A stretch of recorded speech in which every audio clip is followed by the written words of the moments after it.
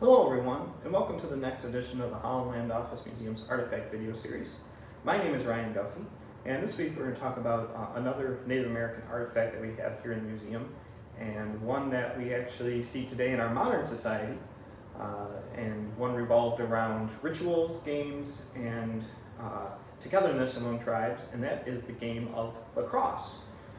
So we're going to go through the history of it as we have some of our Seneca lacrosse sticks behind us here in the traditional style. So the game of lacrosse has its origins among the Plains tribes as well as the northeastern woodland tribes in Canada and the United States. And there's evidence that it was begun as far back as the 17th century. So we're now over 400 years old with the history of the game. Now this game was more than just a game. It was more of a seminal event that would be played usually between two tribes or villages and could encompass teams of 100 to thousands of men playing at the same time across vast fields that was usually located in between two villages, and the goals could be somewhere between 500 yards apart and even up to 6 miles apart. So we're talking a massive field of play here, much different than the modern game, which is shrunk down in terms of all those aspects. The rules for the game were decided on the day of the event and were usually pretty simple, as there was usually no out of bounds, so you use all the space within that, and you could not use your hands, so that's why we have sticks like these that were made.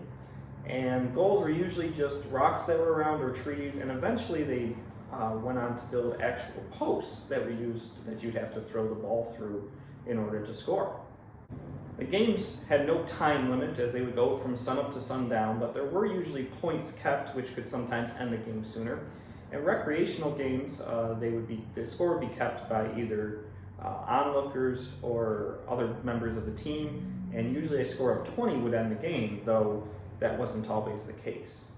When the game was ready to begin, the ball would be tossed up into the air, and everyone would rush towards it in order to grab it. And because of the large amount of players on each team, a huge mob would always form around the ball, and the object was to carry it towards the goal and to score. Now, in modern lacrosse, passing is a very essential part of the game, but in the early Native American games, it was actually seen as a trick and sort of a cowardly act in order to dodge your opponents and not be hit or maybe hurt in some way. So a part that was seen as sort of a trick became an essential part as time went on. Now, the medicine men of the villages would usually act as the coaches, and the women of the tribe would either act as sort of medics or trainers by today's standards, or even cheerleaders by today's standards. Though there was a female version of lacrosse called amatacha, which used shorter sticks and was not quite the same, but offered the same type of game on a little bit different level. Now, lacrosse was not purely just a game, as it usually had several reasons behind a game coming together. The first was to settle intertribal disputes, and the game of lacrosse was essential in keeping the Six Nations of the Iroquois together, as it was a way to work out disputes or to create more bonds in between the tribes. It would also have religious reasons built around festivals and also to pray for the Creator. But it would also be sort of a training method for young men to become warriors and a way to sort of toughen them up and to get them to use the stick like a weapon in some ways. Now, there'd be many pre-game rituals involved, usually the night before, as players would be dressed up in war paint and other methods, and their sticks would be decorated in various ways, and sort of a ceremony to the game would happen, and with dancing and praying, and sort of a festival-like atmosphere. We could kind of compare it to tailgating at an NFL game today or a football game in some ways leading up to the game. One particular part of the ceremony that is unique to the event would be what's called going to water, where each player would dip their stick in a vat of water, and it would be blessed by the shaman, who would also give them a pep talk by today's standards in order to pump them up for the game and hopefully lead them on to victory. Now, usually the night before, in some cases, even sacrifices would be made usually animals, but towards the creator in order to hopefully help the team win. Another part of the pre-game ritual was that each player had to place a wager. They had to give something of their own to be put into the pool that would be then split up as an award to those who won. And oftentimes this would involve a handkerchief or a knife or some small trinket of some importance, and these would be kept near the spectators and then would be divvied out as the game went along to either those who won specific quarters or sections of the game or to the eventual winner.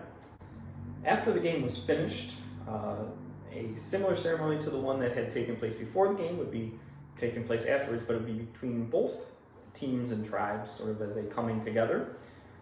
And there would be a large feast and dance and ceremony revolved around that. Now, the early equipment of lacrosse was similar to modern day lacrosse, but definitely had different aspects. Now, the ball was either made of wood or sometimes deer hide stuffed with hair, and was usually about 3 inches in diameter. And the sticks would be made of various hardwoods, and initially they were just sticks without any netting at all, with basically a little hoop to hold the ball. But eventually they started to build ones with netting, which could hold the ball a little bit better. And there were very different styles depending on the area where the tribe lived, and even tribe to tribe. Though the ones we have behind us kind of became the standard, with one end open with the netting and the wooden kind of crook going around. Now, lacrosse sticks would range between 2 to 5 feet long and would be usually intricately carved by the owner with various designs, or would be decorated with feathers or beads or other things to stand out, but also to sort of commemorate their importance. Now, these sticks would be so important to the individuals that they would actually ask to be buried with them upon their death. And they were seen as something very intricate to their time on Earth and to the society. And unlike today's lacrosse, you did not wear any padding or any protective equipment. You were basically in the clothing you came in with, and had no protective barrier between you, the ball, or the other players. So it was very much a tough sport, which makes sense why it was used to often train young men to become warriors of the tribe. Well, I hope you enjoyed this edition of our Artifact video series and learned a little bit more about the Native American history of lacrosse. If you enjoyed this video, be sure to give it a thumbs up or even subscribe to the channel, as it helps us out a little bit and gets you notified even quicker when we do release new videos. And if you enjoyed this video, go back and check the rest of them in our playlist, as there's nearly 150 now, plus there's other videos dealing with our guest speakers and concerts and other things, so there's plenty of material to check out. But as always, the best way to learn about the artifacts here and the stories behind them is to stop by to the museum for yourself, and we'll be happy to share even more information than what's included in these short videos.